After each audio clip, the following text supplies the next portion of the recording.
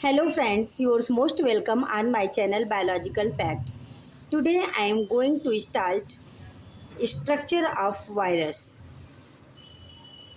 हम आपको आज स्ट्रक्चर ऑफ वायरस यानी वायरस की संरचना, विषाणु की संरचना के बारे में डिटेल से बताने जा रहे हैं। क्योंकि फ्रेंड्स हमने आपको कल फिगर के द्वारा ये समझाया था कि किसी भी वायरस या किसी भी एक सिंगल वायरस को कहते हैं विरियान। तो किसी भी एक वायरस या विरियान की क्या संरचना होती है हमने आपको फिगर से समझाया था। आज हम आपको रिटन फॉर्म में एक क्लू देने जा रहे हैं कि वायरस का स्ट्रक्चर किन किन कंपोनेंट से बना होता है। आइए देखते हैं, अपने इस टॉपिक को विस्तार से जानते हैं स्ट्रक्चर ऑफ वायरस के अंतर्गत। सो दोस्तों, स्टार्ट करते हैं अपने इस टॉपिक को। वायरस की संरचना, विषाणु की संरचना, structure of virus. Structure of virus contain three main components in which genetic material, protein coat, which is called capsid, and envelope are found. Some viruses which contain only genetic material and protein coat, not envelope. But in some viruses like influenza virus or coronavirus और HIV virus contain envelope. आइए जानते हैं कैसे कुछ virus envelope contain करते हैं और कुछ वायरस नहीं। तो इस प्रकार से स्टार्ट करते हैं। Structure of virus, a complete virus particle called a virion. एक जो कंप्लीट वायरस पार्टिकल होता है जिसे हम एक सिंगल वायरस को कहते हैं विरियन। तो इस विरियान की क्या संरचना होती है? वायरस को एक सिंगल पार्टिकल को कहते हैं विरियान। तो इस विरियान की क्या संरचना होती है आइए जानते हैं। A complete virus particle means virion is simple in its design. अपने डिज़ाइन में ये बहुत ही सिंपल होता है। क्योंकि फ्रेंड्स ये वायरस का जो स्ट्रक्चर होता है ये काफ़ी सिंपल होता है, क्योंकि इनके पास सेल ऑर्गेनेल्स भी नहीं पाए जाते हैं एंड कोई डाइजेस्टिव प्रोसेसेस भी नहीं होता, कोई क्रिया इनके अंतर्गत ऐसे नहीं होती बिना किसी होस्ट सेल के। तो इस प्रकार से अगर देखा जाए तो वायरस की अगर केवल अकेले की संरचना देखी जाए तो इनके जो स्ट्रक्चर हैं वो काफ़ी डिज़ाइन में सिंपल होते हैं, लेकिन इनके वर्क्स होस्ट सेल में जाने के बाद काफ़ी डेंजरस होते हैं। आइए जानते हैं कैसे ये कार्य करते हैं। वायरस किसी होस्ट सेल में जाने के बाद कैसे बॉडी में वर्क करते हैं। फर्स्ट है जेनेटिक मटेरियल। जेनेटिक मटेरियल में डीएनए एंड आरएनए आता है। Show a core of nucleic acid. Nucleic acid के एक कोर में विच कैन आइदर डीएनए और आरएनए, जो हो सकता है या तो डीएनए के रूप में या तो आरएनए के रूप में। मीन्स वायरसेस में जेनेटिक मटेरियल के रूप में या तो डीऑक्सीराइबोज न्यूक्लिक एसिड होगा और या तो कुछ वायरसेस में राइबो न्यूक्लिक एसिड होगा, बट नेवर बोथ। लेकिन कभी भी किसी वायरस में दोनों जेनेटिक मटेरियल एक साथ नहीं हो सकता। हमने आपको कल भी ये बताया था कि जेनेटिक मटेरियल के रूप में वायरस की संरचना में या तो डीएनए पाया जाएगा या तो आरएनए पाया जाएगा। दोनों साथ साथ एक वायरस में नहीं रह सकते, या एक ही वायरस में दो इस प्रकार से जेनेटिक मटेरियल नहीं हो सकते। तो genetic material a core of nucleic acid which can either DNA और आरएनए बट नेवर बोथ। कभी भी दोनों नहीं हो सकते। मीन्स वायरस की संरचना में जेनेटिक मटेरियल के रूप में या तो डीएनए रहेगा या तो आरएनए रहेगा, दोनों एक साथ कभी नहीं हो सकते। Second point, protein coat. Protein coat is also referred as capsid. Protein coat को और भी कहा जाता है capsid. Means capsid It is a structure which is made up of protein. Capsid जो होता है वो प्रोटीन के कोटिंग से बना होता है।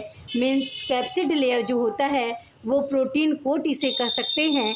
प्रोटीन कोट जो होता है ये कैप्सिड लेयर होता है और इसी कैप्सिड के अंदर जेनेटिक मटेरियल सुरक्षित रहता है। A protective cell that contain the genetic material. Capsid contain करता है जेनेटिक मटेरियल को। जेनेटिक मटेरियल के रूप में डीएनए भी हो सकता है, आरएनए भी हो सकता है, किसी दोनों में से कोई एक जेनेटिक मटेरियल हो सकता है in case of virus.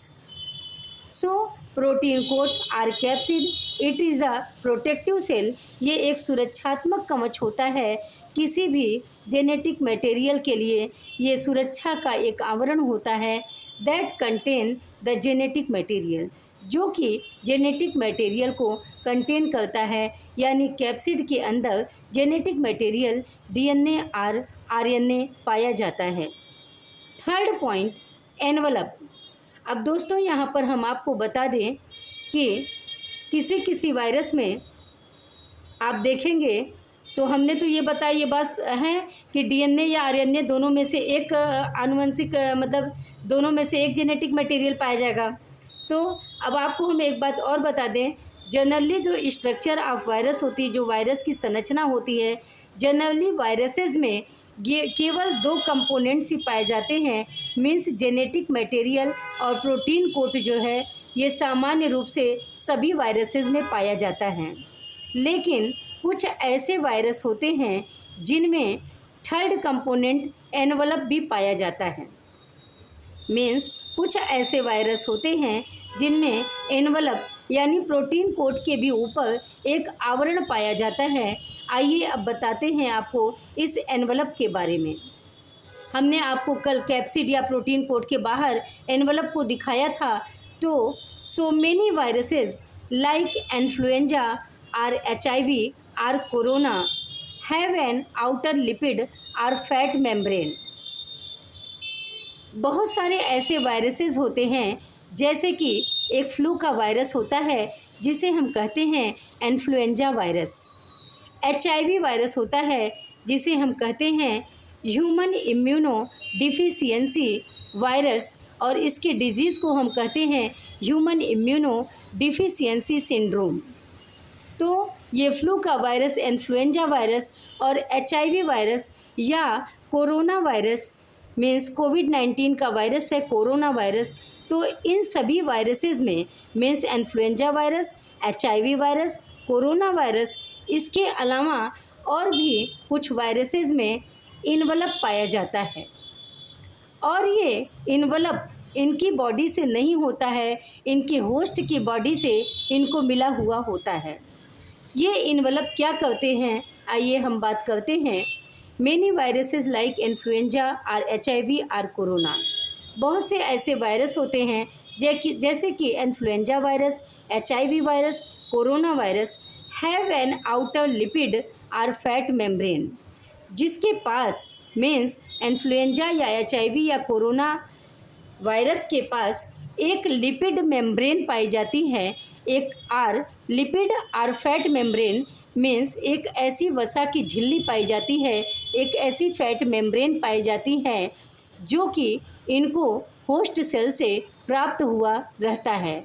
Means जैसे कि ये किसी बैक्टीरिया पर और किसी फंजाई पर और किसी एनिमल सेल पर और किसी प्लांट सेल पर, जब कभी जो हमने आपको बताया इन सभी चीज़ों में से किसी भी, इन सभी जीवों में से किसी को भी जब ये, जैसे मान लीजिए सपोज दैट जैसे ये ह्यूमन बीइंग को ही संक्रमित करते हैं, इन्फेक्टेड करते हैं, तो सबसे पहले ह्यूमन बॉडी में इंटर करते हैं, फिर उन्हें इन्फेक्टेड करते हैं।